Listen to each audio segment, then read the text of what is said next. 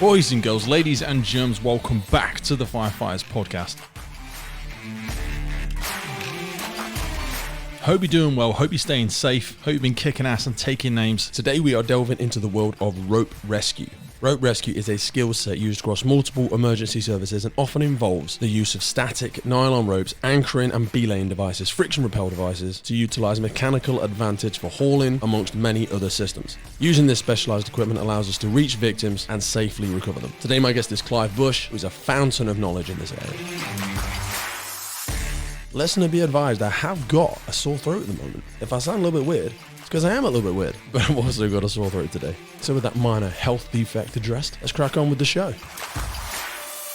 It is so important to acknowledge our partners of the podcast, the people that are making this possible. So the big thanks to supporting today's episode is our partner, William Wood Watches. William Wood Watches are a luxury British watch brand. What's so unique about this brand is the way it honours firefighters and makes innovative use of recycled fire service equipment right here from the UK. There's so many brands on the market focusing on sustainability, recyclability, upcycling. It's actually such a refreshing and authentic story about something like William Wood Watches. It is so much more of a personal brand. Johnny and the guys are based in London, but they ship international, so listeners from all over the world can get in on William Wood Watches. There's so many small and significant details in these watches as well, from the Valiant to the Chivalrous. They create in the different colours of the dials, from the red watch to the blue to the green to the crest, the helmet emblem. But the favourite thing for me, and the thing that always gets noted on my watch, is the strap. Now again, whether it's from the titanium wear, blue hose, or the red or the yellow, all of these have their own unique aspects to it, but they still have that coloration because they've done 10 years operationally on the front line. These are hoses that have actually been out there, being thrown down highways for RTCs, been hauled up the sides of high-rise buildings. It really is just such a unique part of William Wood Watches, and we feel so privileged to have them as a partner on the podcast. Now, yes, William Wood Watches is a private company, but in 2020 they gave £12,500 to firefighter charity donations, and in 2021 alone they have donated over £20,000 to firefighter charities. So if you're a frontline operator that is head over heels in love with the fire service, if you are looking for a gift for a retiree, for a close friend, for a family member, for a watch member, then head over to williamwoodwatches.com and check them out. I love my watch. I've had it for like 2 years now. I've got the London Fire Brigade red fire hose on mine, so go and check it out. You will not regret it. And a massive thanks to Johnny and the team for their continued support. So without further ado, buckle up for safety, and I will see you crazy cats on the other side. Good morning, handsome. How are you? Yeah, all good, thank you. All good. Thanks for having me. Privileged to be on a Firefighters Podcast, being a serving police officer, but yeah. Doesn't make you a bad guy. No, Clive. no. I've said this before. No. I say this to everyone, I'm one of the good ones, but yeah.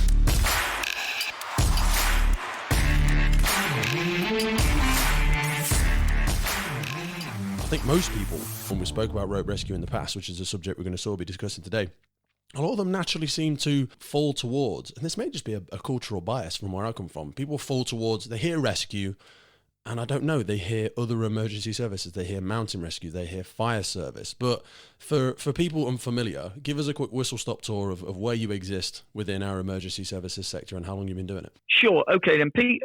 So, been serving police officer for 20 years now. Came from a military background before then, where I served a number of years, and I was pretty much into the rope aspects within the military as well, with the fast rope, the ASSAR, the helicopter descents, etc. So joined the service, been there for 20 years now. 2008 joined the police rope access team. So within Avon and Somerset Constabulary, there's a police rope access team.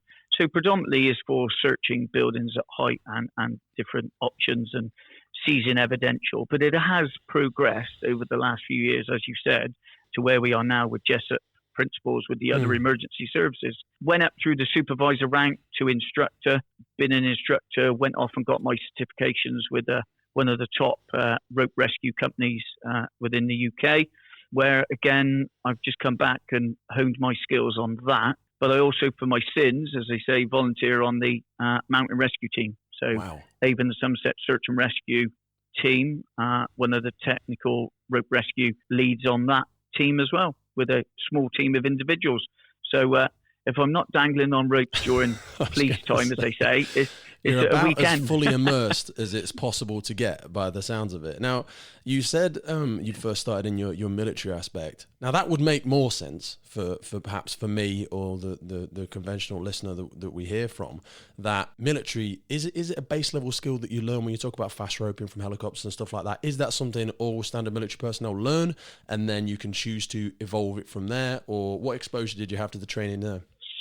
So from the military aspect, the first exposure is always adventure training. So soldiers in any of the armed services work hard every day as they do, and sometimes they have adventure training, which is a week away or 2 weeks away. And ABSEL was one of the aspects of that.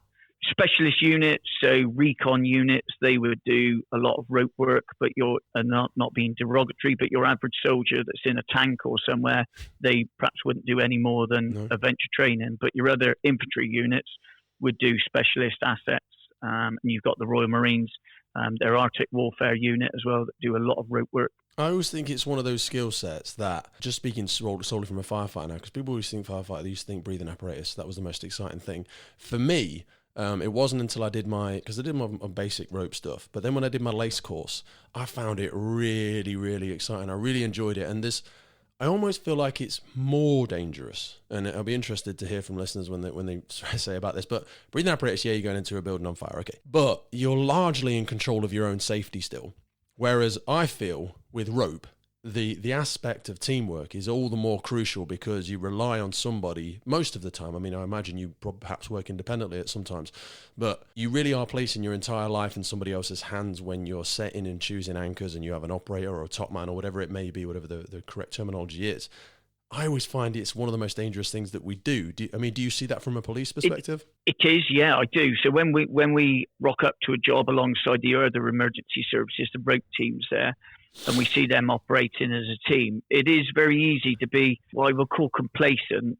And if you get something wrong at height, the first thing you probably know about it that you've done it wrong is when you land on the ground, which sometimes, depending on the height, hurts or it's fatal. So yeah, it is really important, and it's one of those things, if you get something wrong at height, you either get yourself out of it or someone else comes and gets you out of it, or you learn from your not mistakes, but how you've done it. If you can get away with it, yeah. But whereas a lot of other things, you can make mistakes, and there's other sort of safety systems in place. I suppose rope, that you have additional, we're going to talk about second line, all this sort of stuff. There is safety systems in place, but to a certain extent. Do you know what I mean? Everything that you're going to utilize as a safety system, you're usually taking into the environment with you. So you're quite limited in that respect. You can't have a backup for your backup for your backup. There's usually maybe one or two, and that's it. And I imagine they're usually quite small teams. Yeah, it is. So the police team consists of 14 within the force size of 2,800. So you can see there's not many within Avon Sunset. Not every police force service, call it whatever these days, has a police rope access team as well. So within the 43 services within the UK, there are only 17 police rope teams that assist other emergency regional services. Team. Can you get deployed outside of your region, or are you specifically just stay around your area? Nope. So I have been deployed outside of my region before to South Wales, depending on what venues are happening, searches, all the way up to Scotland. So yeah, if a force doesn't have a police rope access team, then they can have very, very similar to the firefighter service with mutual aid, where that unit can go into another force area and just carry out that task and then go back to their home force. Sometimes, and it all comes down to money these days, sometimes that's a cheaper option for forces that don't have to train a team routinely, have to supply the equipment, months turnaround, run courses. So sometimes it is easier to pay mutual aid and get a police team into another force area. That being said, you do see, personally for me, I maybe say in the last 10 years, hopefully you'll correct me, that you do see more services taking on this skill set. Again, historically, I would think it was more just mountain rescue and stuff like that. But even, the ambulance service, we look at heart teams and stuff like that. Do you think it's rapidly becoming a skill set that a lot of people recognise? Now we're getting more high-rise. People are all into their outdoors. They're into their adventures. It's become more of a necessity, no matter your sector. Totally. As you've said, Pete, I think 10 years ago, maybe even less than that, maybe even 8 years ago, we could be talking where the police rope team solely, we just dealt with searching at height, evidential recovery at height, and we didn't ever see any of the other emergency services rope teams. We didn't work with them. We didn't do any collaborative training. No. We were a standalone unit that just trained on our own. And then it was the same for the firefighters, the Coast Guard as well. But I think over the last 4 or 5 years, and it's something that I'm really passionate about, that there is collaboration between the rope teams. Now, that's not to say the police will ever say we are the number one rescue service, because we are not. It is firefighters. But what skill we can bring to the firefighters that are there with their rope team is we can assist them in deploying the rigging or the ropes, or be another hands to help out with that rescue plan. So whereas solely, and I get it, and I think within this region now, hopefully my passion and the training days we run has shown the other services that we're not to come in, and it's not a measuring competition of any body parts, you could call it. It's work. I've seen that. We've seen that. Absolutely. But that doesn't happen these days, and it's all about the collaborative working and achieving that one goal, which is the rescue plan, be it whatever, and using whichever service with their skill set to be the frontiers of it, if you call it, and the others can assist and just back them up. But yeah, it has moved forward, and I think it will move forward even more. So again, we live in a world these days where the PCCs of each location are responsible for lots of emergency services. So bringing them all together so that one incident achieves the best outcome for the casualty or the person being rescued. You know, this brings me on to something that we didn't necessarily think about speaking about, but I look at some of the setups that you see in different countries where you have multiple services and multiple skill sets operating out of central emergency style hubs. And I think to myself that with the limitations of finance and the, budgets and all this sort of stuff, and, the arrival of Jessup that you sort of alluded to earlier, it's kind of becoming a good outcome, though perhaps unintentional, of budget restrictions. Is it's forcing, not that we should need to be forced, but it's forcing people to work together a little bit more, and we're getting a lot of these collaborative benefits. Do you see a time when we have these, because there's certain places in the East Midlands where police and fire, and then fire and ambulance are sharing locations, sharing stations? Do you see this progressing more towards that with all the sort of interwoven budgetary stuff and sharing chief fire officers or chief police officers? Yes, yeah, totally. So, for example, Avon and Somerset Constabulary, our headquarters is now Avon Fire Rescue Headquarters. Okay. So the senior management team, the chief constable, the golds, the silvers, the bronzes, call it whatever, they're all in the same location. They are police and fire headquarters. So I think it's only a matter of time before that could go to other stations as well. But what we do have in the meantime, until that day does come, and again, that's something that I'd like to drive forward, is if there is an incident, then I know the watch commanders, I've got their mobile numbers, there's a bit of a WhatsApp group. So if something is deploying or something's brewing, then an early heads up rather than coming through the official line is always good, because depending on the incident, we can provide a certain number to that team where we're going or whatever. So I think that the collaborative working is far better, and we've moved leaps and bounds with practitioner-led conversations, I would say, or practitioner-led training rather than senior management team training or led by them. But of course, once we've done our training days, the senior management team then see it and think, what a really good idea, and why haven't we thought about that before? And that's why I said I think it's very much boots on the ground and is practitioner led, that then the bosses do see that does work, and it does benefit the residents of I was going to say it's best for the end user as well, because that's the person that they see greater synchronicity in terms of your ways of working, even perhaps small changes in equipment that's used, just a sheer familiarity with speaking to each other on instant ground about what you're using or what needs to be got from the rig or from the vehicle, how it's going to be deployed. It allows a lot more, like you say, synchronicity with the teams working together, a lot more collaborative dual working happening around an incident, rather than, right, this team's going to come in and do that, and you're operating in silos, which is what you used to see a lot more of maybe 15 years ago. Yeah, totally. And the joint training days, yeah, they do move on, and they are working leaps and bounds. So what happens on a standard collaborative training day is each of the teams would set up the scenario, but then we would go along to each team just to talk through their system of rope rescue, how they're doing it. And I will say at the moment, all of the teams are operating the same. We use a twin line system. We use a twin line shared system. Yeah. We use PETSO IDs, ASSARs. So all of the rope rescue organisations know all of the equipment. And that works better for the end goal, because when we're at that live incident and somebody says, have you got an ASAP? I haven't got an ID. Or can you tie this off with a double alpine butterfly? We're all singing from the same song sheet. Yeah. So we all know what the end goal is got to be. Ego of somebody saying, oh, yeah, I know how to do that, and they haven't got a clue. Because they don't want to look stupid in front of a colleague they're not familiar with. So in the heat of the moment, they do something they're not entirely confident with, or they're trying to utilise a bit of equipment that's similar, but they've not really practiced with it. And that's where human error slips in, and the cost is quite big and quite instant. Totally. And the joint training days, the collaborative training days that we run on this incident, where we're all deployed live, is a cold, dark night.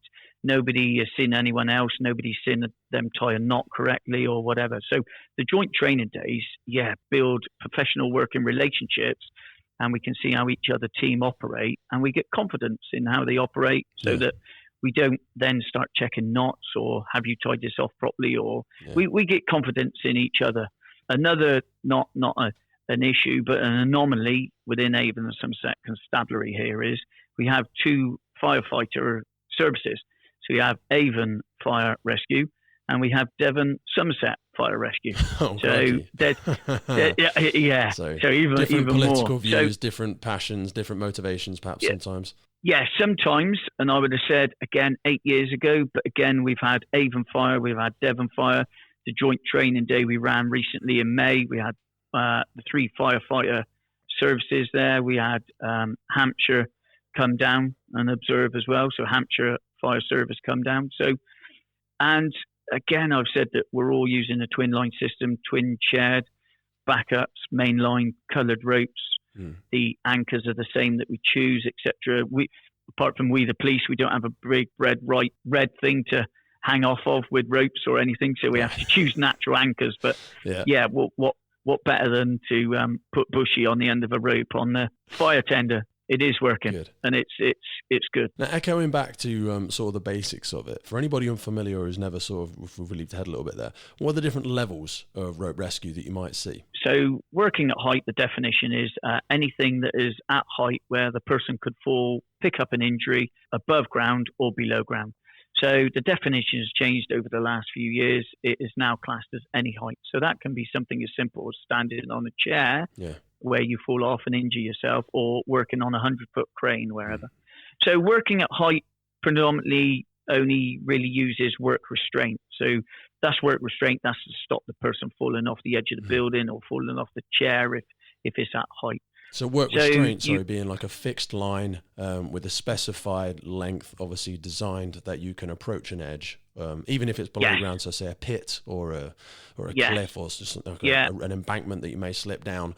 Work restraint is non-shock loading, non-shock absorbing. It's just you physically restrained by a harness. You can't fall over. There should be no fall able to take place at all. No. So what you can do is set that up with twin lines if you want, where the operator is operating the lines on the safe end, as I would call it, and the firefighter or the person in the harness is then going to the edge where there's no mistake then that they can operate the equipment and suddenly fall over the edge. They're in work restraint. Am I right in saying that's one of the only examples where you can use dorsal attachment? Because that shouldn't be used in most situations, but this is one of those very few. Is that correct? Yeah, that's correct. Yeah, because then there's less tendency to grab it, operate the equipment that is held on with or whatever. So it is one of the options, the dorsal for work restraint.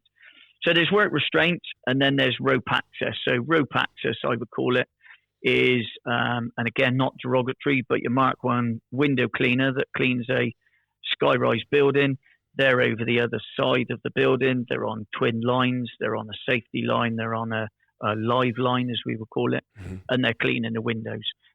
they've got a system in place with rigging that they're on twin lines. So they've got an absorbica lanyard that if there is a shock to the system, they're protected. So I would say the two different levels are working at height and rope access. Now, rope access goes hand in glove really with rope rescue because you're using the same principles with your anchor points and with your rigging. You're just using more technical equipment. So you're talking about and I suppose stretchers if you're accepting and the bridles. fact that a fall could take place in rope access, you then have to have a plan in place to rescue that person. So ultimately, it all falls a little bit into the definitely.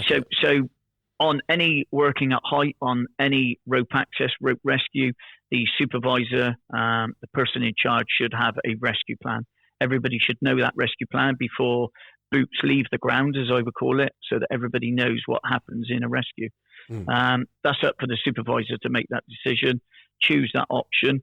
And again, something else we do within this area, let's say we've got a police job on a building at height. I would notify the fire rescue service that they are my rescue plan. Okay. So if I get stuck on the building, I get stuck on the apex of the roof for a police incident at height, then the fire service is my rescue plan. If they're not available or they're committed, then it would be search and rescue. So again, the mountain rescue teams, they would be put on standby, and again, they would be the police rescue team.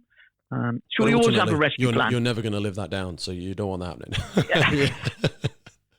And again, firefighter podcast, I always say that to the units on the rescue plan, that if we get stuck, then we will try our best to self-rescue, yes, absolutely. Get out of it. Doesn't matter how long it takes. We know the moment.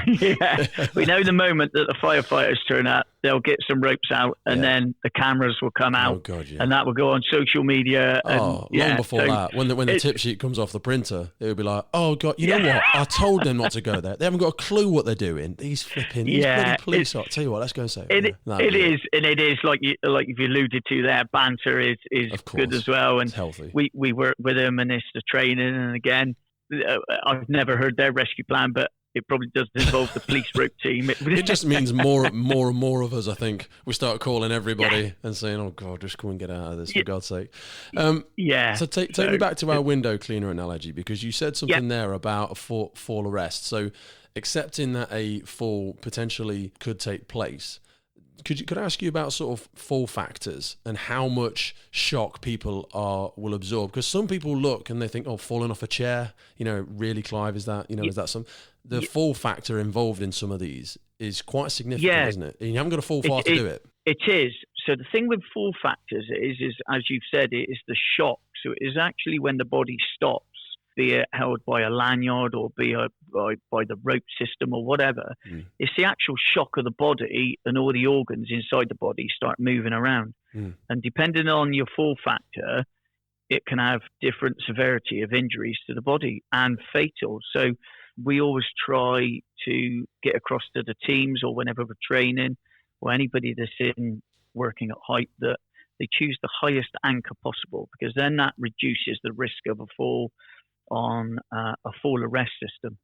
Let's say the anchor's up nice and high, head to height, as we would call it, and suddenly they did fall over the edge of the building, so they're not in work restraint, they're in fall arrest, then the system wouldn't allow them to fall very far because the anchor's at head height.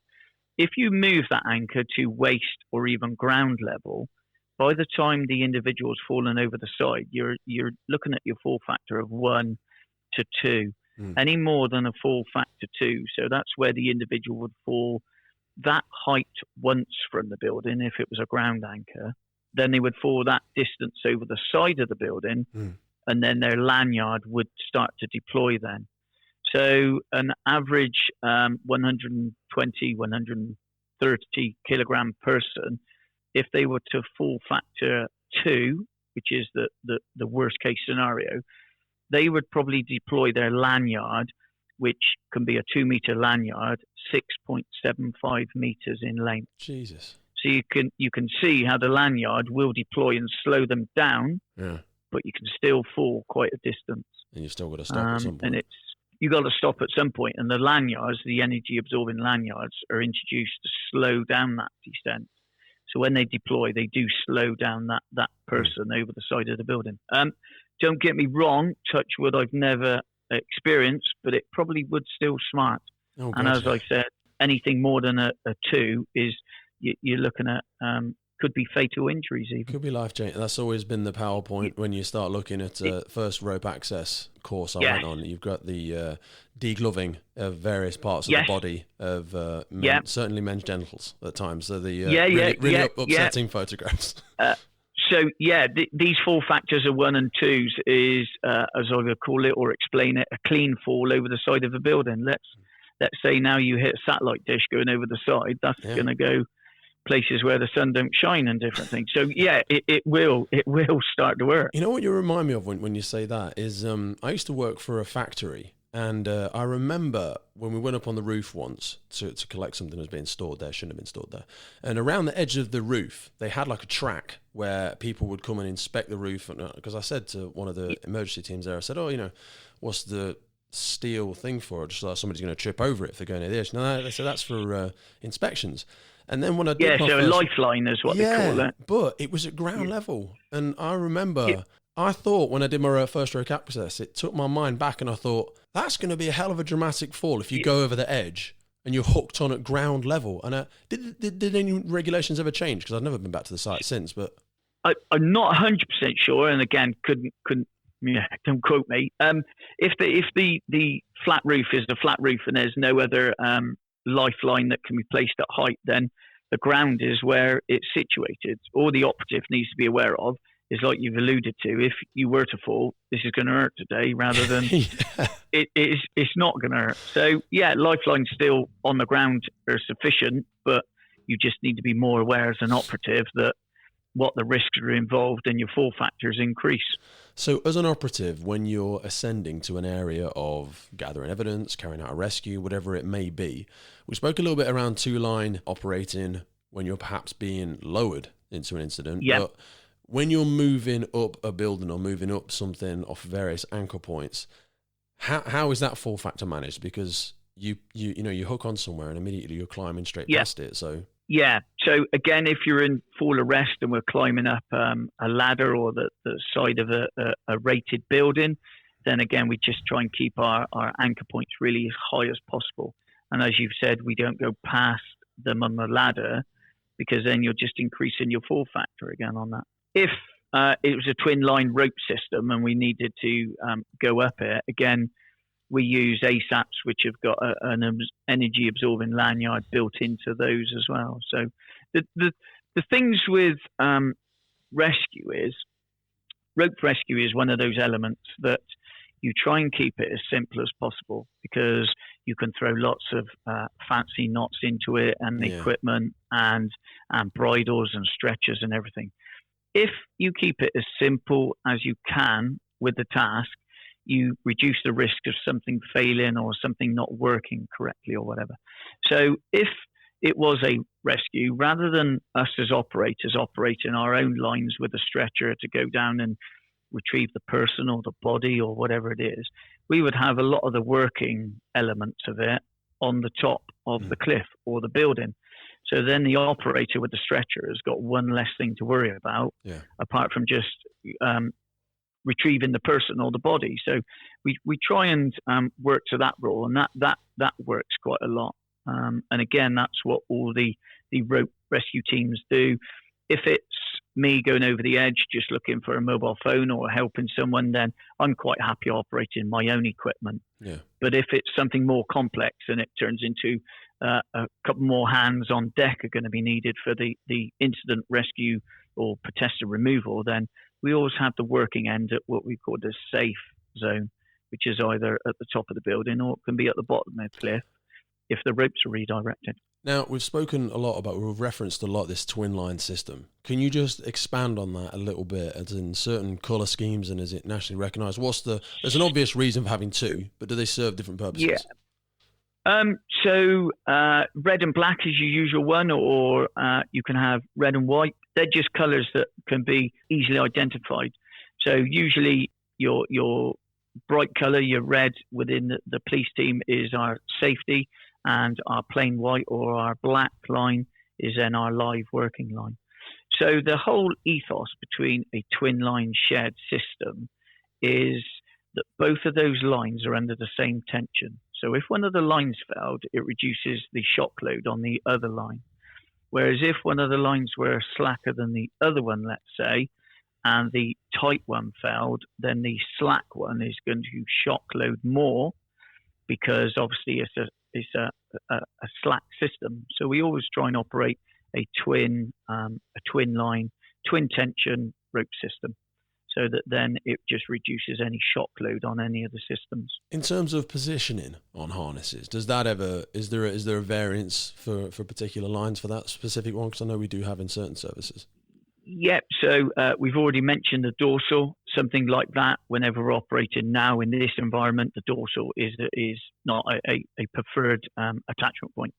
So you can have your sternum, which is your chest one, and that normally or always should have your safety on, so your ASSAR or your energy absorbing lanyard. And then your live line or your operating descender, Petzl ID, D4 or Petzl stop, whatever you're using, goes onto your waist. And the whole idea there is that if there was an incident and your energy absorbing lanyard deployed, because it's on the sternum, it would keep you upright. Yeah. Whereas if it was on the waist, you would become horizontal, and you may compromise your airway if you're on your own, or there's a bit of length in time of a rescue. So I was always told rescue red ribs. So our red line always goes to our rib cage, and that's our rescue line, like you said. And then it was we use a white line. White goes to waist. Yep. Yeah, and again, I don't believe there's any national standard. It's just before we got on any line, be it with the fire service or the Coast Guard or anything, you would just ask who's ever set it up, which is the live line, which is the safety line. Yeah. But yeah, all rope systems now, units use a twin shared line. And again, it's like I said, we're all singing off the same song sheet, and everybody knows. So, talking about anchors now. So you mentioned briefly about fire service utilising vehicles and stuff like that.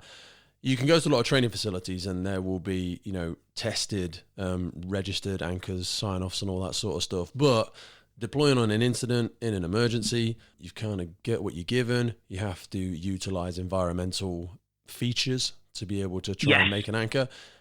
What's the process of actually validating an anchor, and how do you choose them? And so, as you said, if an anchor is on the side of a building, it's been industrial put in, and it's been certified by a company every 6 months, it will have an inspection disc on. So those kind of eyelets are rated to what we would say between 12 and 15 kilonewtons. So that is a definitely unquestionable anchor. As you've said, if we went out to the not the wild in Avon Somerset, but the nature or the cliffs. Yeah, and we're the cliffs, or someone's going over a quarry or something like that. Yeah, so if we were to use trees, rule of thumb is with a tree, make sure it's live, first of all, not a dead tree. Okay. Make sure the canopy that you can call it, the green leaves or whatever, look as though they're live, they're not dead. And then just look at the roots around the base of the tree, make sure they're not exposed, they're not rocking or anything. Another rule of thumb is the diameter of the tree. We normally say it needs to be something larger than the size of your climbing helmet that you're wearing on your head. So I've seen people take off their climbing helmets and put it down next to the tree just to measure. We're not that script, but you wouldn't use a small sapling. But something along those lines would be an unquestionable anchor, as we would call it. Now, obviously, there could be a lightning bolt that then takes the tree out, and then we fall.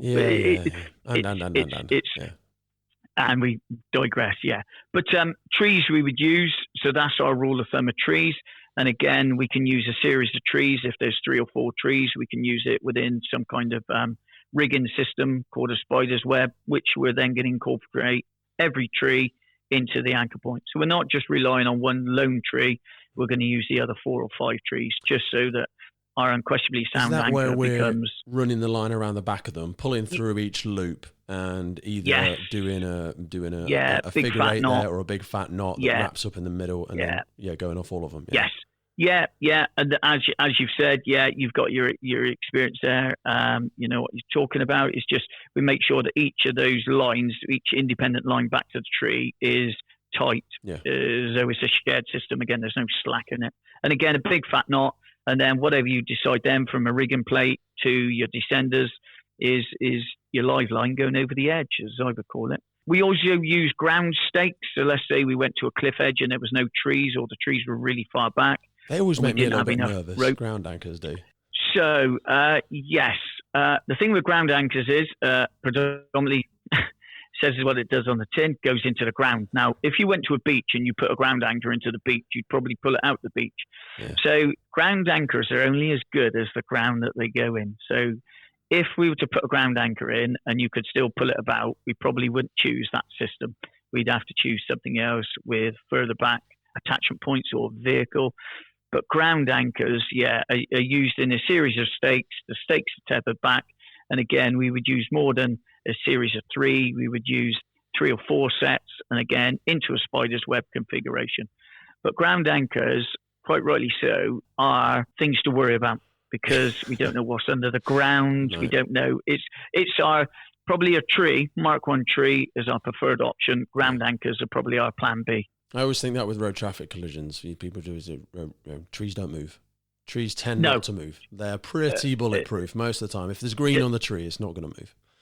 No, they are pretty solid. And again, we're fairly happy if the tree now has changed and it's the diameter is 4 times our diameter of our body, as in a big oak tree, is solid. It's been there for hundreds of years. Yeah, Probably be here long after we've gone.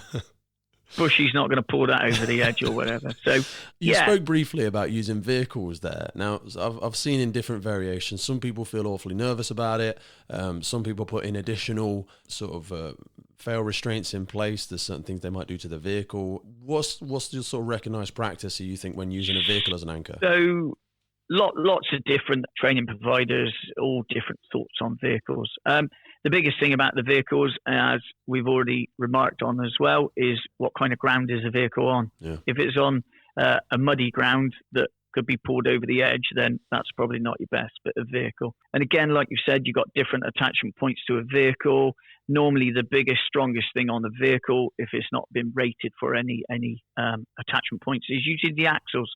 Tendency, we don't usually see the axle fall off of a car or a truck or something.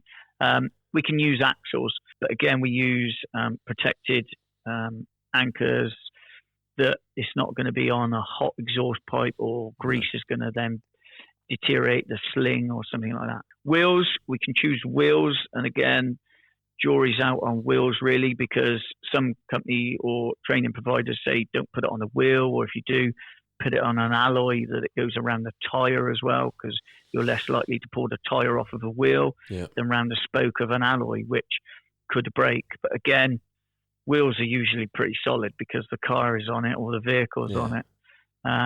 On that one, is there a minimum size of the vehicle? Would you say, is it have to be an SUV style vehicle, 1, 2, 3 ton? So an SUV type vehicle. So we use our Land Rover. So we got a Land Rover Defender 110 in the old military terms. We would use that, but again, with vehicles, we would chock vehicles.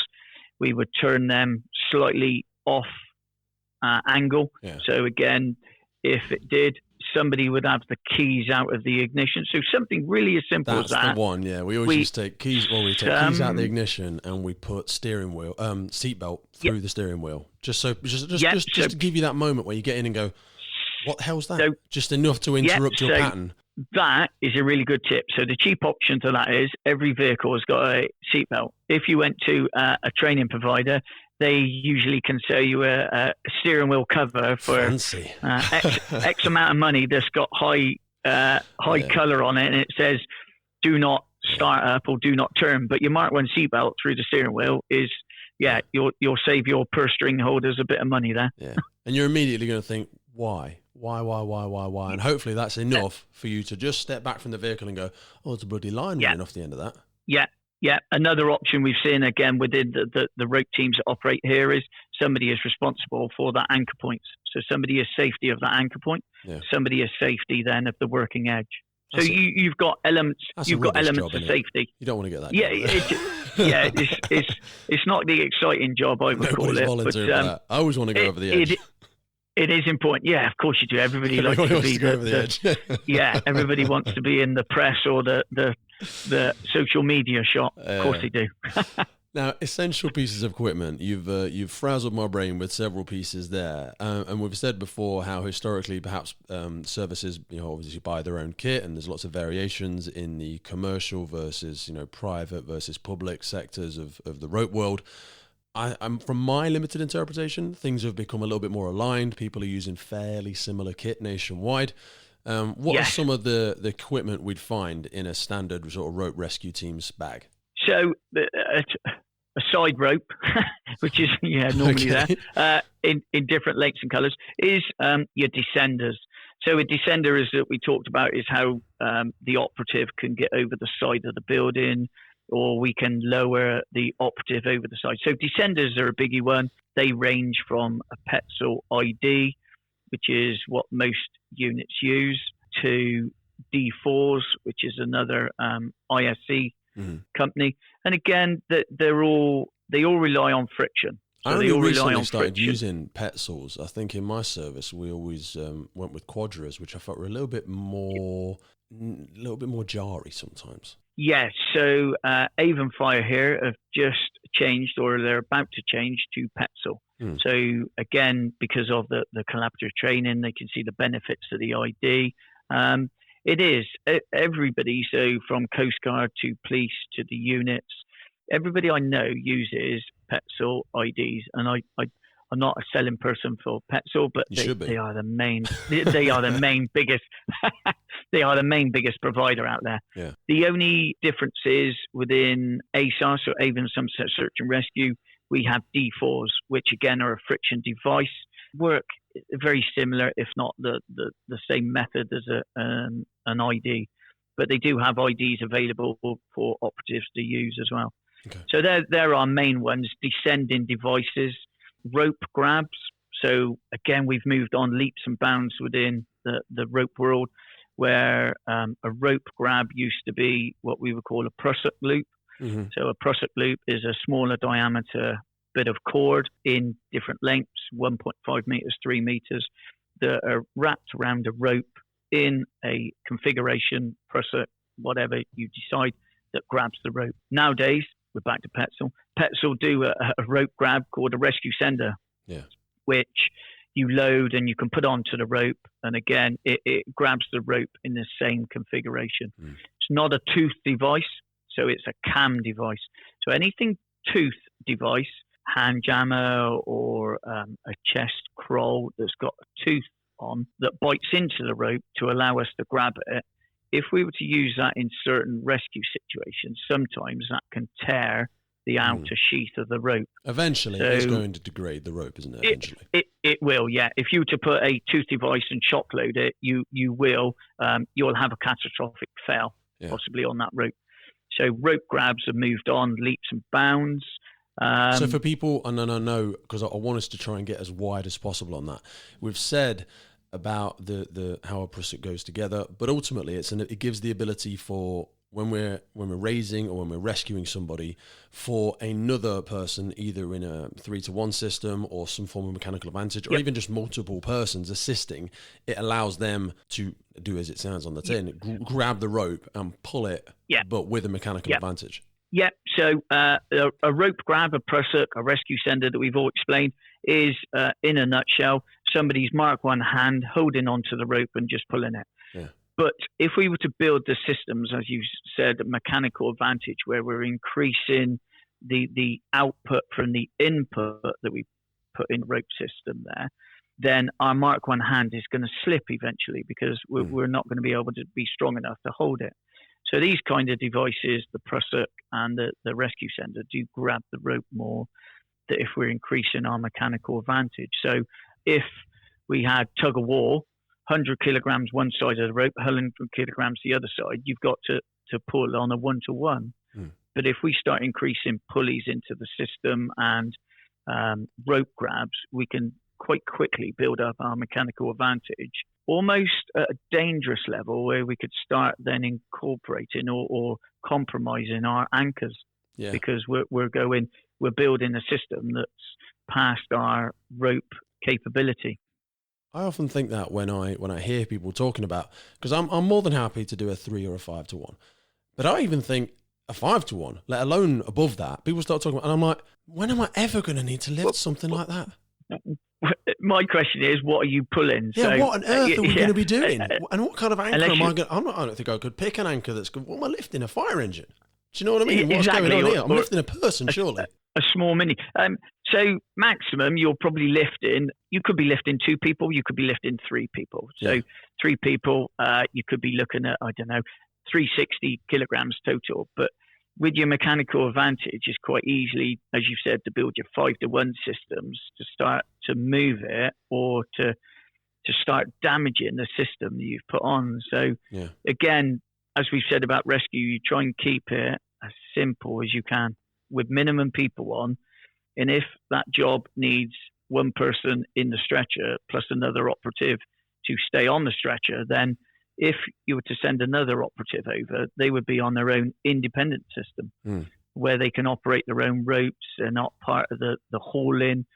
And then we're reducing our 360 to, I don't know, 240 or 200 even. Yeah. So we're reducing our limitations about rescuing the person. And that's what we've got to think in a rescue situation with both fire and heart and the search and rescue elements. That what is our end goal? What are we trying to achieve? How can we do it in the simplest terms? And again, sometimes, and again with the collaborative training, sometimes we're led by the fire service because they are the number 1 rescue organisation, and sometimes we are led by heart because if it's a medical, not incident, but if it's medically led, as I would call it, i.e. that person's got a broken hand, they can probably stay there for a little bit whilst you rig up the ropes. Or if it's something more sinister where they've got internal bleeding and it's really important you get them to the ground quickly, then usually sometimes that will lead our rescue plan, but depending on time. We're always time critical within the rescue organisations. But again, the police, it is a scary thing to set up at speed, though, isn't it? You know, when you're doing, you've got to be so careful. Even if you're having just an A and a B plan, you're like, we could do it a bit quicker, but you very quickly start sacrificing diligence and safety. Yes. You know. What's the best plan? It should always be your A plan, but your B plan is there just in case it goes. If you've got a C and a D and an E and an F plan, you're there's and somebody just says, "I'll just rappel down there on a single line." Whoa! We took a bit of a leap there. We're at plan Z. The term sometimes we say to people, "What did you just say?" Is quick and dirty. So nothing should be quick and dirty, really. In the rope fall from height is fairly quick and dirty. Yeah. Would you like ropes to go over for this rope rescue? Yeah. So, it's we're always led on the casualty, the incident, the body, and again, we talk about rescue, and that's the whole ethos of all the emergency services working together. But sometimes it's not a rescue, and it turns into recovery. Yeah. So we don't know that until the first operative has gone down and heart have gone down and said, "There's nothing more we can do for this person, unfortunately." And then we can not slow it down, but you can put in systems that we're going to bring. The need to put personnel at risk almost becomes negligible to a certain extent. Whether it's going to take 1 day, 2 days, we don't want the bodies to starting to degrade, but we don't need to take very little risk at all. Needs to be taken. There's no savable life. No, you're right. A rescue is a rescue until it is, and again, don't need to tell the audience this. A rescue is a rescue until it's not a rescue and it turns into a recovery. Unfortunately, which Now, coming back to knots, because knots is something I've always been head over heels in love with. My dad ran a Cub Scouts and stuff like that. So, and he also ran a building firm. So from a very young age, I was climbing on top of the van and lashing ladders onto things that couldn't quite fit, or getting boards of MDF and stuff tied in a specific way, and he'd teach me various different things. And then I went into a little bit of sailing, summers on the little Pico, little single boats, and learning a whole bunch of stuff there. How much is applied now, and what are sort of some of the key knots that, because people can get super fancy with their knots. They're like, hey, have you seen this one? I can do with one hand behind my back, under my ear, inside my jacket. And you're like, well, yeah, that's very good, but what's the point of it? Yeah. We always say on initial courses that we run, there is a 1,000, and someone's going to go out and Google this now. There isn't, but there's 1,000. Yeah. There's 1,000 ways to tie knots. Yeah. How somebody ties a knot is different to how someone else ties a knot. Your main knots that you use within the rope world, rope rescue world, rope recovery world, call it whatever, is usually a figure eight on the bight, figure eight retied, rethreaded, alpine butterfly, figure 9, double bunny's ears. So just through the applications of each of them. So things like figure eights, standard stopper knots to kind of stop things running through lines or secure anchor points or something like that. Yeah. So stopper knot should be in the end of a rope so that Bushy on the cliff that day doesn't feed that rope through the descending device or the ASSAR, the backup. So yeah, every rope that's in a bag, and again, I can't say hand on heart this is correct. Every rope that is in a bag ready to be deployed has a knot tied in the bottom of it. Yeah. You don't want to find that there's no knot on that cliff edge 100 feet up. Yeah. So there are usual knots that we tie within the rope world. The biggest thing with knot, and again, it's one that the audience will be aware of, is that a knot needs to be dressed properly. Now, when I say dressed, I don't mean that you put a Mark 1 sweater on it or a pair of trousers. It needs to be dressed, pulled tight, that there's no slack in the line, there's no loop that's hanging out, and you think, well, what's that? And so that's what we would say. A knot is dressed correctly, and it is tied correct. So at distance, two things. At distance, you can see that there's no loops in it. So it's a good tied knot. Secondly, you can see that it is a correct knot.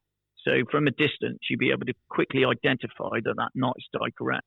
Mm. If you were to look at it and strain your eyes a little bit and think, what is that bag of spaghetti over there? Yeah. You're probably then going to go and check and say, who tied this knot? And then nobody puts their hand up. Exactly. But we always say that knots should be dressed tightly. It should be pulled tight. And if you're going to tie a knot for someone's rope system, you should tie it as though you're going to get on the rope. Yeah. Don't tie it like a bag of spanners or whatever and then just make that'll do. Tie it as though you're going to get on that rope. You may get on that rope. So, tie it correctly in the first place. And also, it's not just a case of it being uniform and somebody being able to identify it. It's the fact that any of those loose aspects in the knot is unutilized tension that is either going to give or it's going to allow an unbalanced tension to be applied to a different part of the knot because there's a gap sitting in there somewhere. Totally. So it would be a weak link, as if we could call it that, for your knot, as you've said. Should you shock load the system for whatever reason, then that slack could be enough that then damages that knot, which then will make that anchor fail. The Mark 1 tree is not going to fall over. It's going to be the knot that you've tied to the tree that is going to be the failure point on that. So that's why we keep the loops out and keep them dressed nicely. Figure nines. Are we just being clever with a figure 9, or what's going on there? So figure 9 is really used that if you're going to load a rope system with a lot of weight on it, a figure 9 is always easier to undo than a figure 8. So if you were to put a lot of tension on a figure 8, you're probably going to struggle for a good 5 minutes in the rain usually to untie that knot. Whereas if it's a fig 9, it's a little bit easier to undo. Again, same principles as a fig 8, tying it, etc., and dressing it. But it's just a little bit more of a forgiving knot to untie. The worst ones is what I would call a barrel knot. Yeah.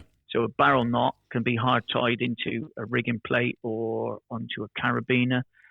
Usually, if they are put under high load or a mechanical advantage, usually the only way to undo a barrel knot is usually to cut the rope. Yeah. Because they bite in so well to the actual knot. That tends to be some ropes when you purchase them will have the barrel knot sometimes encased in like a piece of plastic or something, won't they? Because like you say, it gives an almost permanent loop in the end of the line for an attachment point, and but they don't really come undone. No. So once they're tied, a really tight barrel knot is a bit of a pain to untie, as they would What's call the bunny ears you speak about? So double bunny's ears is, in a nutshell, a figure 8, but it's got 2 loops that come out the top of it. So again, it's a shared system that you could use for 2 anchor points. So if we go back to our Mark 1 and Mark 2 tree beside each other, you could use a double bunny's ears on that. Again, the only downside with that disadvantage is you're going to use more rope. So like we said, that the fancier you get with the knots and the more clever you get with the knots, the more of the rope you're going to use up. Whereas if rope is an issue with your anchor points through in the edge and it's a rescue and it's taking you 5 minutes to tie that knot. That's 5 minutes. Was a great example earlier. It uses a lot of line. It uses an awful lot of line. So your spider's webs, you just need to be aware of that when you put your rescue plan together and think, how are we going to achieve this goal? What's the standard length of a lot of lines out there? So within police, fire, and search and rescue, we have 50 meters, 100 meters, and 200 meters are our maximum. So I know within Avon and Somerset Search and Rescue, and again, Devon and Somerset Fire Rescue, they have the responsibility of Cheddar Gorge. Cheddar Gorge, beautiful place, has a lot of climbers that go down, but it has a lot of incidences there, unfortunately, where people know the geographical location and they can either not be aware of it, fall off the edge, or there's a more purposeful outcome to why they're there, unfortunately. So 200 meters are our usual ones for places like Cheddar, and they will get you from the top to the bottom with some spare as well. So that's why we keep 200s on the van. So when we get down there, talking about methods of extricating casualties, you've spoken a little bit about fixed stretchers, secondary harnesses, casualty harnesses. What are some of the different variations that we look at rescuing people?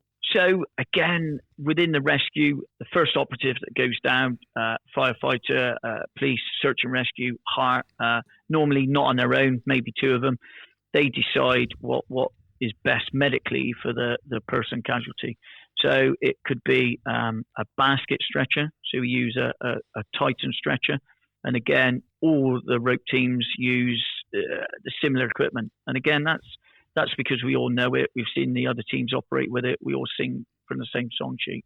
Nobody's picking up a bit of equipment going, how does this go together again? Because they know how the system works. So we've got basket stretchers, which could be for spinal injuries because they're rigid stretcher. We've got MIBs, again, which is a bit more of a flexible stretcher. Then we've got a sked. So a sked is, in a nutshell, flexible perspex that goes around the person that can be used to move them around as well. So depending on what injuries would be our stretcher choice. Now, as we said, if it's a spinal injury or a hip injury or a large break in any bones, then we probably want to isolate that casualty quite comfortably rather than just putting them in a harness and putting them down a tension line where they're going to be screaming all the way down because of the pain to their injuries. So there are different choices. And again, we can have a stretcher go horizontal down a cliff face, or depending on the location, we can have it go down vertically as well. That's where I think more of skeds in sort of the ASSAR stuff that I've done in the past. If you're rescuing somebody from a confined space, maybe they need to come across something laterally and through a gap before they are lifted vertically. There's a lot of attachment points on a sked, and like you say, you can drag them, you can hang them vertically, and then when they're ready to go, you can get them on a rigging plate and lift them. Nice and so totally. So a lot of the bridles, you can have a fixed bridle, which is the bridle from the stretcher to the attachment points on the ropes. You can keep the head one fixed, as we would call it, so non-adjustable. And then you can have on the feet an adjustable Petzl Jag or an Arizona that you could have on there as well. And they're just devices that allow that stretcher, like you said, go from horizontal to vertical. And then when they come back to it, they can go vertical to horizontal again. So it's just, that would be all part of your rescue plan, how you're going to retrieve that person or the casualty or the body. Now, we've spoken about a few variations of why you would need to commit to height, recovering evidence, recovering a person, rescue, sort of stuff like that. Is there any time when police, because I think one of the police often roles sometimes, unfortunately, is to engage with hostile or combative or antisocial behaviour. Would that be likely that you would ever engage in that atmosphere with rope rescue, or is that where the police world sort of separates out a little bit? This one's quite a hot potato at the moment. What with G7 has just happened down there. So everybody within the UK has a right to peaceful protest. The moment that peaceful protest becomes unpeaceful, as we say, or is infringing on the lawful business of that company, then we're starting to look at some legislation breaches there and some criminality or whatever. So the police, we have tactics, and again, not going to disclose those, but we have tactics where we can go up and speak to the people. If they're non-combatants, we can either arrest them, put them into a set of handcuffs, and then work out how we're going to safely remove them from the working at height. Again, that is all a balance of our risk to the outcome. Because the last thing you want is you've tried to restrain them and they've fallen. And then all of a sudden everybody's pointing the fingers that police officers push somebody off. It would always be, what is the risk of this person? And as you've said there, so the difference there is, and this is, again, one for the audience, and this could be a discussion amongst us all, is a rescue is a rescue. So that person has fallen, they have been taken ill, they need rescuing. A protester that's climbed onto the building is a person that's put themselves there. Yeah. So they are not a rescue, they have purposely put themselves there. If they became ill on the roof or they fell, it's then a rescue. But your protester has put themselves onto that at height, that ground, wherever. So we normally find that this is where the police team, the rope team, would take the lead for primacy, and the firefighters would be our backup plan. Definitely. Because never will we ask, and again, risk assess, never say never, first of all, but we shouldn't be asking the fire service to go up there onto the roof to grab hold of somebody, and that somebody then decides to punch one of them in the mouth, because we're not asking you to go up there and deal with the protesters. We're softer than we look, Clive. You know, we're not. I get awfully upset very easily, to be honest. No. So the reason I say that is because I know who would lose. Maybe. But you're absolutely right. And I've had this Yeah. in the past where you're like, you know what, I'm going to go and have a chat to that group, or I'm going to go and speak to this. And because perhaps I'm a slightly bigger guy and all this sort of stuff, I think it's okay. But that's not your role. Yeah. That's not your role. No, you have to imagine, would any other firefighter be expected to do the same thing? Whether that man, woman, big, small. Yeah. You know, we've got some fantastic female firefighters who are just a lot smaller and different levels of strength and ability, perhaps. And I think, no, it's not our role. Whether or not I think I'm up for the task, I wouldn't expect this of every member of the fire service. This is the police. They are the specialists in this. So that's Pete, the firefighter, that has said that. But I know your senior management team would say, "Hang on a minute, you shouldn't be doing that." Absolutely. The way we get around that here is, in other force areas, is without giving the tactics away. If we were to utilise a piece of your equipment, so a basket on a JCB or a device, a mobile device, call it whatever, we probably would send in that basket, if it was rated for the people, 3 people ideally, 1 police officer, 1 firefighter that's operating the equipment. And then when we grab hold of the person, we could drag them into the basket. Now, I'm sure there would be a conversation en route to that person that if they decided to play up, I want you to give me a hand, because otherwise they're going to put both of our lives at jeopardy and risk. And I know firefighters would. Yeah. They would help out. But and we've had that recently with an incident here where we had Jessup principles. So it was a person on the roof. It wasn't a rescue. It was police-led, but we needed the fire service equipment and their rescue plan as a B in case we needed to go up there. And again, on the Jessup command conversations that we had, we knew what each service was going to do, how they were going to support the other ones in achieving this goal. And in the end, the crisis negotiators took the person off the roof. They came down, had a couple of sandwiches and a cup of tea, and that was it. And we were there, and you do not get disappointed, but it's and personally, I was, because it always happens like that. You know, you're just about to do something, and they're like, "Oh, come down then," and you're like, "Oh," and it's like, "Nah, really stay up there." Stay there now. Stay there. You've had your chance. I'm coming up. He was talked down off the roof, but we had a plan. We were going to use the fire service equipment. They were going to come up with a police officer, so the police officer could grab hold of the person, say the magic words, i.e. arrest them, restrain them, but we would need all the hands in the basket to restrain the person, probably. And that's what I said about those conversations on the way up. Don't you find that weather and time have an enormously good effect on the person's motivations for staying up there?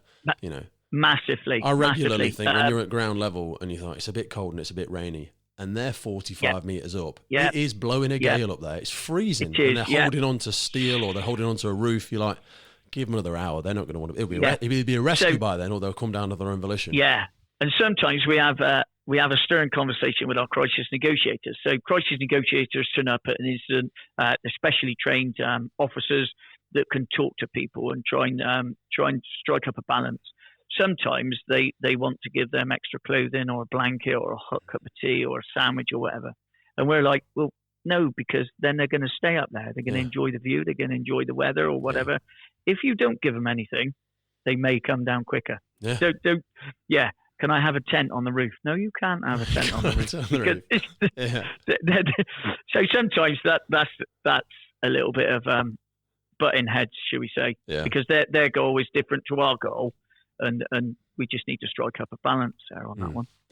I think one of the most exciting things I've found about rope is some of the facilities and some of the locations you get to go and do the training. Because a lot of it has to be done at height, so you're even given access to a building or to a natural setting, perhaps in a national park, something like that. Where's some of the places you think have been most interested to do training, or where do you typically get an opportunity to train? So I'm going to say within our geographical location here, our ace card is Cheddar. Yeah. Cheddar is a lovely place, area of outstanding beauty. However, Cheddar caves that own one side of the land and the National Trust that own the other side of the land only allow us to operate training within certain months, because you've got tourists underneath, you've got heavy population. If we were to knock something down, we'd have to put the car park out of bounds. So I can see that, and we are it's their train set, as you call it, and we just want to play with it for the day, or we want to ride on a carriage for the day. So we ask, and if they say no, we totally understand that. That said, they know then they've got the safety blanket that if there is a rescue, so it's a live job, then the teams have trained on that location. So they do try and compromise, but we tend to stay away from heavy areas like that in tourist season. Avon Gorge is another one, and again, that's heavily used by climbers in this weather that we got at the moment that we're having. That most evenings we'll have climbers down there, and again, if we have to rock up with all of our tripods and our tension lines, and we're going to alienate the climbing population. We're always grateful to go or you'll invite some clever so-and-so. You're doing that wrong, more mate. than that. Oh, are you still using one of them? Of course. Nobody uses them anymore. Yeah. We'll wait until you have an accident, then we'll get the stretcher out the van. So it is that way. Building companies, we like to go to building sites and utilize their cranes. So again, I know the fire services in this area have used cranes. One, they get training on them, but two, the company then know that the train operators, should they become ill, can be rescued, because the people doing the rescue have trained on it. Again, we like to use cranes within the police world, just because if it's not a rescue and it's somebody who's purposely put themselves there, then we can train on it. But again, building companies, cranes, they're used all the time. Again, we're grateful if they said, you've got an hour here, then we will come in and do an hour as well. Yeah. And I think it's really good. And again, it's that professional workmanship and relationship that if we were to operate on a crane with a police training, we would just let the fire service know this is where we're training.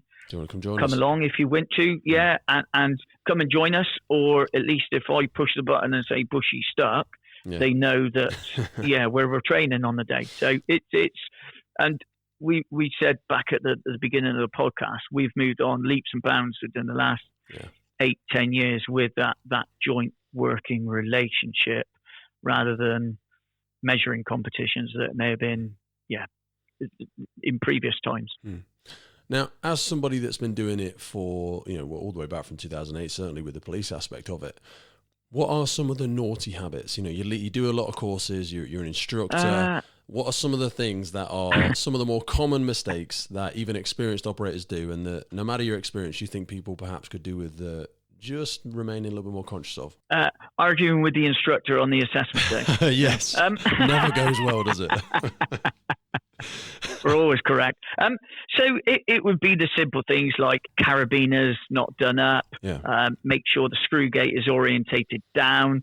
And we've all seen on social media YouTube clips of global wind farms, etc., where the vibration, if it's carabiner and it's not orientated correctly, the vibration may be enough to make the screw gate come undone. Yeah. So we're talking about turning it away from the surface that it's got contact with. Yeah, so gravity. So if it was to come undone, gravity is keeping it down rather than the other way. And I'm adamant, if you said to an operative that today we're going to do some rope stuff, but rather than a screw gate carabiner, I'm just going to give you a snap gate, which is the ones that have no locking system on and can just snap open easily. So they're probably your Mark 1 camera clips that you put on bags. I'm adamant they would say, I'll have a screw gate, please, if I can. Absolutely. So screw gate carabiners orientated correctly, sometimes not looking at your full factors correctly, being a little bit blasé, confident, focus too much on the end result and how they're going to get there from 0 to 100 mile an hour. Yeah. Well, you need to go 10 mile an hour, then 20, 30, 40, all the way through. So sometimes it's quite good as a supervisor just to step back and watch the team build the system. And you then can see there's a bit of check and test that that's going to work correctly or that's not, or they haven't thought of that, or they have tied that in correctly. So there is a system that we call the whistle stop test that before we go live to the rescue, the protester, the incident, wherever, once everybody's on the line's been checked off, about to go, we call a stop, or we press the pause button on a Sky remote if you had it, just momentarily, where we can test the system. So we can see that somebody is leaning back on the ropes, they're not twisted, they're not going over an object, there's no rope rub. Yeah. We got 2 people on the descending device to operate it down. It's once we're there, the supervisor then can give it a green light again. Then we can carry on with the task. Yeah. So elements of safety sometimes are overlooked where they shouldn't be, I don't think. I always think things like as simple as setting your stall out. You know, when you get to an area where you're going to set a system up, the area can get very noisy and a lot of kit starts lying around, lines out of bags that you've used to get up there and you haven't packed them away, or you put stuff on the floor rather than clipping it to yourself and it's going to get kicked over the edge, or you've taken collective protection out before everybody was quite there and somebody's still wandering around in the middle and they're not quite on a line yet. A dump. So a dump store well away from your working area, your safe zone, as you would call it. So then no bag's going to be kicked over or whatever. So you could have people out with looking at different zones on that one.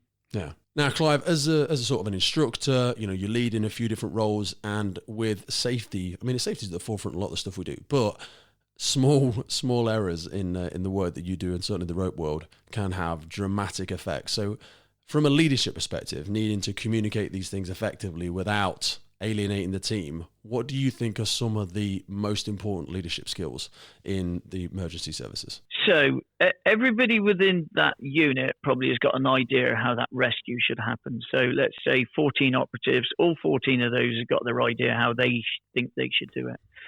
The biggest thing about leadership is perhaps to listen to some of those ideas, but then come up with your own idea and the reasons why and the rationale why, and stick to it. Always have a plan B. So listen to the advice of the team, but there is only one supervisor, and the main reason for that is they are responsible for the rope systems that you set up and the task ahead. A biggie is a picture paints 1,000 words, and I am a true believer in that. So before we did any rope job, I would come up with my rescue plan. I then, on the back of the van, we got whiteboards, and I know the fire service do, so do the search and rescue. And we would draw very quickly, very rudely, very roughly on the board what it is we're going to do, because there's nothing worse than you tasking the team then to deal with the rigging, and then they say, what was it you wanted exactly then? Did you want 1 tree or 2 trees? So a picture paints 1,000 words. Set your stall out, get the teams to do the task, and let them do the task. Stand back, and take an overall view of it. Because as a supervisor, if you start tying knots or you start putting edge pro on or different things, you're not then the supervisor. You are then an operative.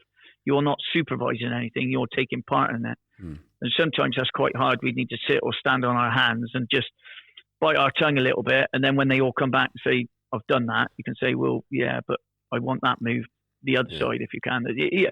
So they're the main. It's a really main tough leaderships. discipline because you inherently, you know, you're a hard worker. Perhaps you were, one of the lower levels, not lower levels, but perhaps you played a different role before in the team, and you don't want to feel lazy. You don't want to feel like you're not pulling your weight, but you can't see the picture when you're in the frame. You know what I mean? You get so close to it, you're going to miss the mistake that's happening over the other side. That might be someone's about to take a fall.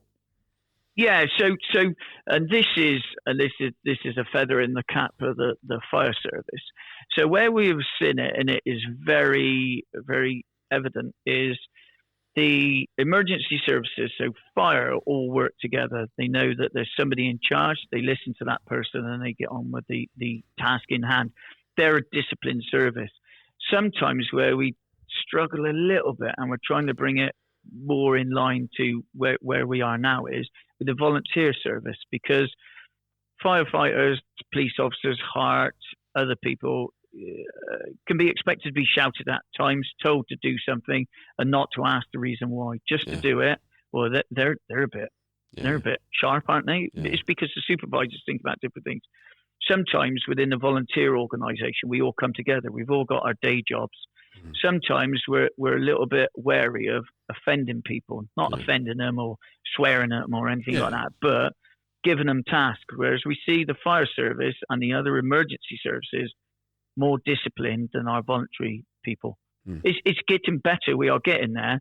And sometimes when we're training and we have a laugh and a joke and it's a bit of downtime, we have a cup of tea, we can have a bit of banter. But they also know that if there's a serious side of it and there's a task at hand, and other emergency services are rocking up, and supervisors and members of the public and the person's loved ones, we put our professional heads on then. Yeah, it's being able to change gears, because when people are stood at the rope van laughing and joking and, okay, right now, so you're going to need these 5 bits of kit, and they're still laughing and joking as they approach the job, you'll see it in the other members of the team where it's like, no, that was back there. Now we're changing gears because we're stepping into a place of risk. Totally. And it's only with the joint training and the training of the team that you can build that banter and that ethos.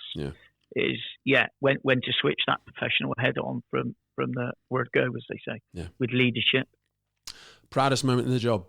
Proudest moment in the job is a rescue down in Cheddar. Wasn't really a rescue. It was a rescue by the fire service, but the body was, and it's quite morbid, the body was pronounced extinct. So life or death is confirmed by heart.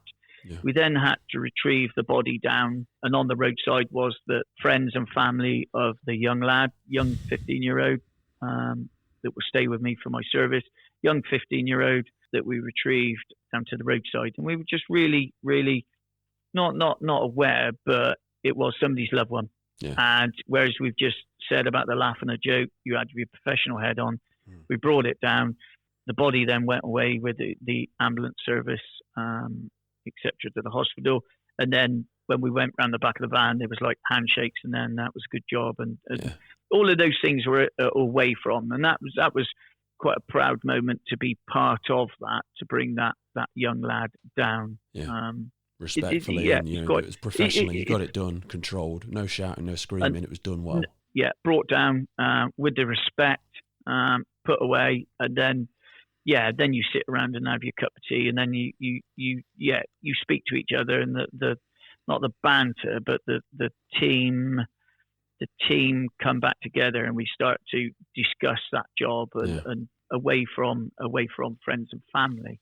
I think that's one of the luckiest parts of the job, and people have a funny time thinking about that when I say it, but there's so many opportunities to ground yourself. There's so many opportunities to humble yourself when you engage with a situation or a circumstance, or somebody's life is at risk or has been lost, or you're just engaging in an area of the community that are facing challenges that you wouldn't see in your normal day-to-day life. And it really reminds you to be grateful for what you have. And I feel Totally. lucky to be able to do that. I don't wish that upon anybody, but I know it's going to happen. No. And I feel privileged that I'm given the opportunity to be there and be part of it. Yeah, totally. Regardless of what's happened in the past, while this person's has happened to them, it's just you put your professional head on. Everybody has got respect to be reunited with friends, family, loved ones, be it however. So thinking back to military or police, what's been one of the hardest times? And have you sort of ever been afraid in the job? Not really afraid. I'm not too keen. I'm not too keen on going to retrieve people that have been there for any length of time. So the body is starting to decompose, and I'm not a lover of that. I'll do it. I'll put my professional head on, but it's not something that I would jump forward. And now, supervisor, I probably put the plan together, then pick two people to go and do the job because it's like you said, a body decomposes very quickly, and it becomes, all sorts. It's not a good sight, not a good smell. No. But it's Vaseline under the nostril. Vaseline under the nostrils. Or the Mark 3, Mark 12 respirator, whatever we're on nowadays. Definitely. I can't remember what it is. That's probably the worst aspect. Scary, sometimes cheddar. And again, I've been doing it since 2008. And if we went to cheddar tomorrow, we're a local quarry training tomorrow with CSI, so crime scene investigators at height, just there working at height refresher. But if it was cheddar and I was on the lines, I still double check the lines and the equipment because it's 200 meters down, and if it goes wrong, it goes wrong. So sometimes, you not scared, but you do think, have I put that on right? Yeah. I'll just check a minute. There's a lot of big yourself, characters in the emergency services. And through that, there's a lot of confidence sometimes. And you sometimes, like over the first hour or so of a course, you start to get a feel for everybody in the group. And some of them are like, you're either really good or you've got a misinterpretation of your skill set. You've perhaps overly confident in a skill set. And then sometimes that's what scares me sometimes. When you see somebody setting something up and you're like, I'm not sure you know what you're doing. And you're like, you sound confident, but now I've seen you pick the stuff up. You don't look like you know what to do with it. The swan effect. So everything above the water is graceful, is beautiful, is paddling like is confident. The feet underneath are going 10 of a dozen. Habits. A lot of what we talk about sometimes in emergency services, habits. You spoke about discipline and the different mindsets. Have there been any sort of habits that you developed in the last few years? And this could even be a personal one, perhaps, that you feel have benefited you the most. Not really habit. Sometimes if I've been out training all day, and I think this stems from the military, I'll get home to my wife and daughters, and they say, "You've been out training today, haven't you?" And they know just by the way I'm speaking and the tone, not swearing, of course, or anything like that, but just the way I quite direct speak about things, terminology, or something. And sometimes if I'm not paying attention, she said something to me and I say, "What did you say, mate?" And then she'll say, "Mate? Who's your mate?" And I'm like, oh. Sometimes I'm not listening and definitely not hearing. So being present, perhaps.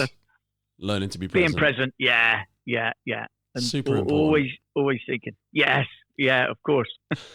So purchases. Now we're not encouraging people to go running out buying stuff and throwing themselves over the nearest quarry, but the rope world is being widely engaged with many members of the public. And I wanted to sort of ask you, whilst it may not be, they may need to spend a lot more money than this. If they had £100 to spend on some sort of rope rescue equipment or something that, something that's a non-negotiable safety aspect that somebody, or not, maybe not safety aspect, I don't know. If they had £100 to spend, what should they be spending it on? So I would look at, and again, we come back to Petzl, flavour of the month, and I am a biggie on Progress, Petzl Progress.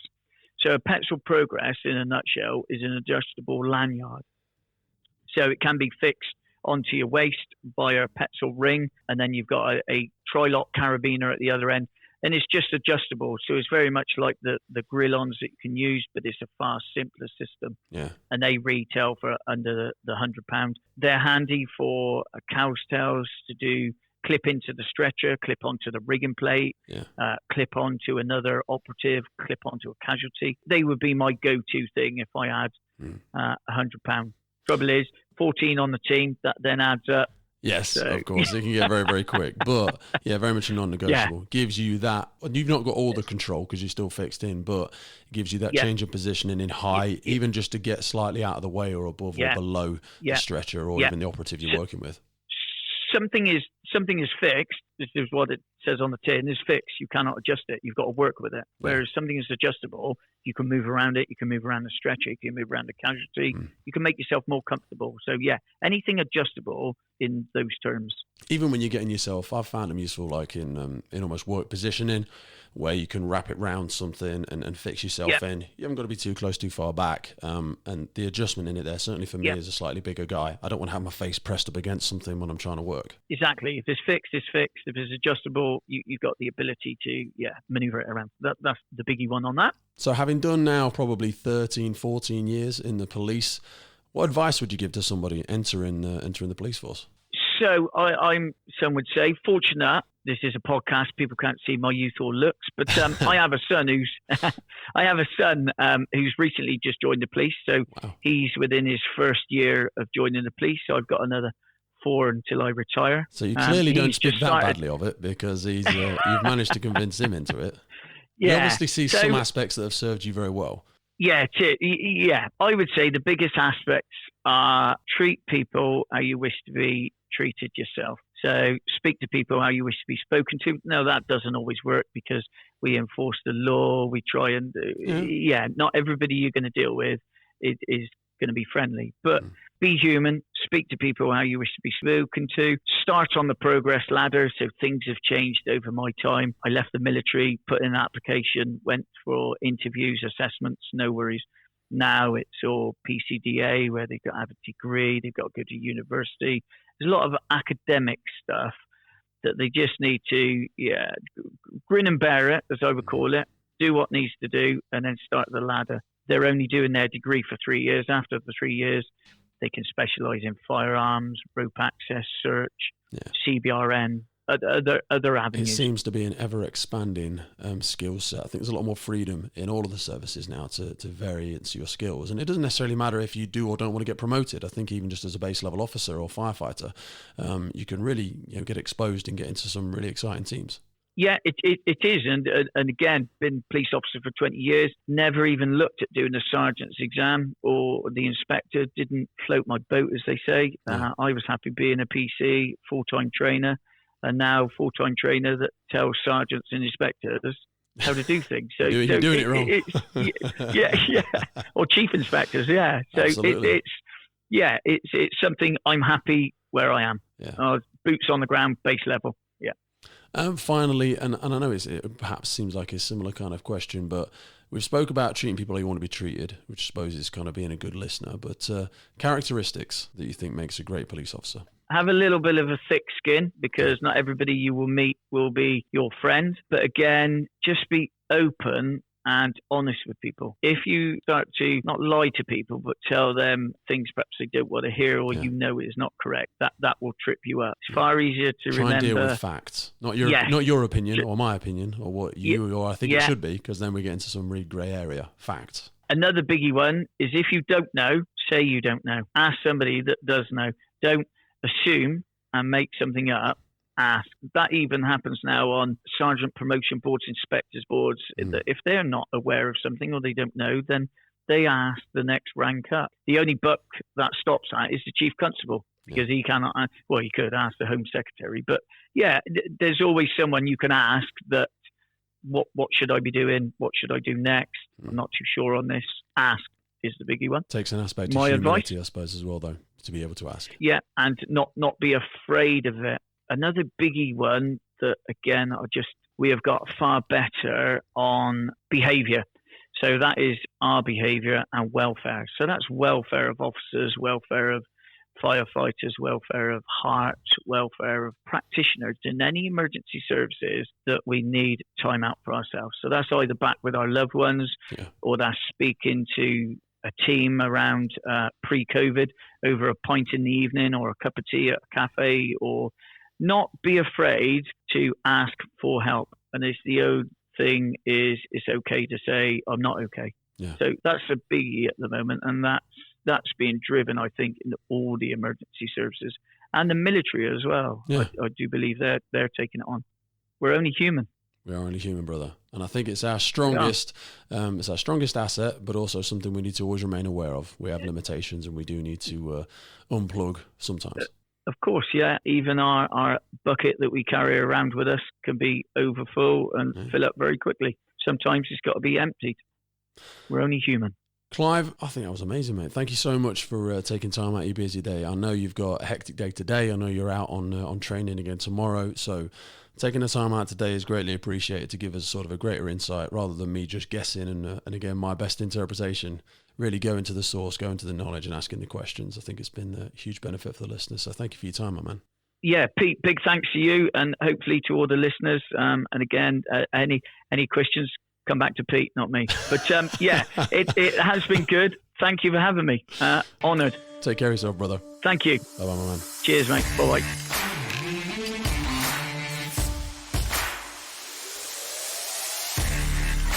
Well, ladies and gents, there you have it. That was my conversation with Clive.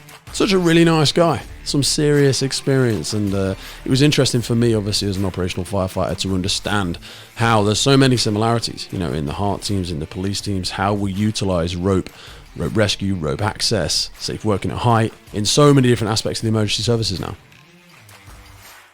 Hopefully you found that super insightful. I'm sure you've got 1,000 questions, or maybe you've got a correction that we got wrong in there, I don't know.